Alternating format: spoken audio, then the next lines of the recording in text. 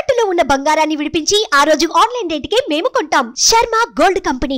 ఓం శ్రీ మహాగణాధిపతయే నమః. విశేషంగా 2025 1వ తారీఖు 1వ నెల 25 అంటే మొత్తము 11 సంఖ్య అనగా లాభానికి సూచిక. 2025 9 శుభ సూచికమైన సంఖ్య కనుక పూర్ణ సంఖ్యలు అవ్వడం వలన కొన్ని కోటాన కోట్ల మందులకు రెండవ సంఖ్య అంటే విక్టరీ సంఖ్య విజయానికి ధనానికి ప్రతీకాని, 9వ సంఖ్య నవగ్రహాలలో పూర్ణ సంఖ్య అవ్వడం వలన అన్నింటా విజయం పలికేటువంటి ఈ సంవత్సరం అని చెప్పి మనమందరము గుర్తుపెట్టుకోవాలి. ద్వాదశ రాశుల్లో గ్రహ గమనాన్ని ఒకసారి వీక్షింపచేద్దాం. వృషభ రాశిలో దేవగురు బృహస్పతి సంచార స్థితి, కన్యరాశిలో కేతు సంచార స్థితి, కుంభరాశిలో శని భగవానుడు సంచార స్థితి, మీనరాశిలో రాహు సంచార స్థితితో ప్రధానంగా గ్రహ గమనాలు ఈ విధంగా ఉన్నాయి. ఈ సంవత్సరము 2025 సంవత్సరంలో మే నెలలో విశేషమైన 4 గ్రహాలు కూడా మార్పు జరుగుతున్నాయి. ఇది చాలా అరుదుగా జరిగేటువంటి గ్రహ సంచార స్థితి కనుక 2025 సంవత్సరం అందరికీ యోగదాయకమైన సంవత్సరం అని చెప్పి కూడా గుర్తుపెట్టుకోవాలి. మిథున రాశి వారికి 2025 సంవత్సరంలో స్వాగతం పలుకుతూ అద్భుతమైన విజయాలు మిథున రాశి వారి సొంతం అని చెప్పి కూడా గమనించాలి.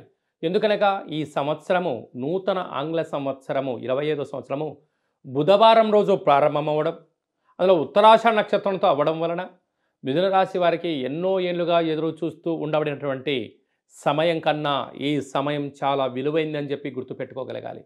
అంటే వీరి యొక్క ఆలోచనలు ఊహాతీతం, వీరి యొక్క చర్యలు, వీరి యొక్క కార్యక్రమాలు, వీరి యొక్క పనులు ప్రారంభించడం కూడా సమాజంలో అందరికన్నా ఒక వైవిధ్యభరితమైనటువంటి ఒక విలక్షణమైనటువంటి పనులు ప్రారంభిస్తూ అద్భుతమైన విజయానికి మిథున రాశి వారికి ఈ సంవత్సరం సొంతం అని చెప్పి గమనించాలి.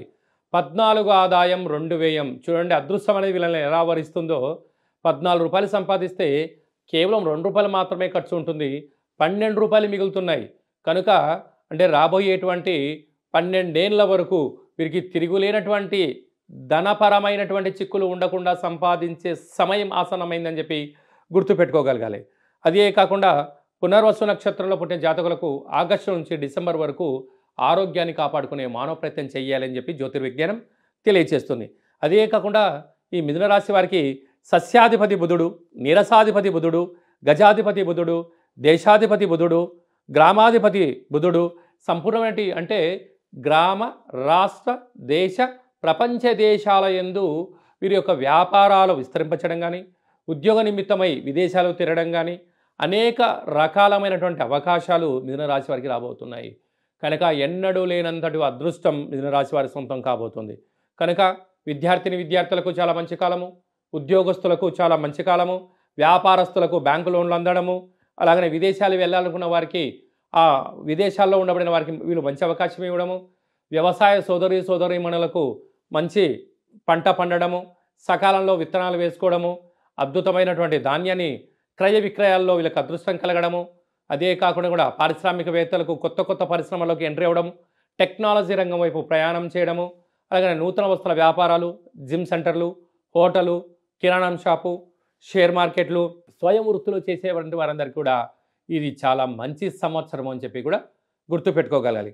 గ్రహ గమనాల్లో మే నుండి వీరికి రాశిలోనే దేవగురు బృహస్పతి సంచారం చేయడం వలన ఇంకనూ అద్భుతమైన విజయం మిథున రాశి వారి సొంతం కాబోతుందని చెప్పి గుర్తుపెట్టుకోవాలి.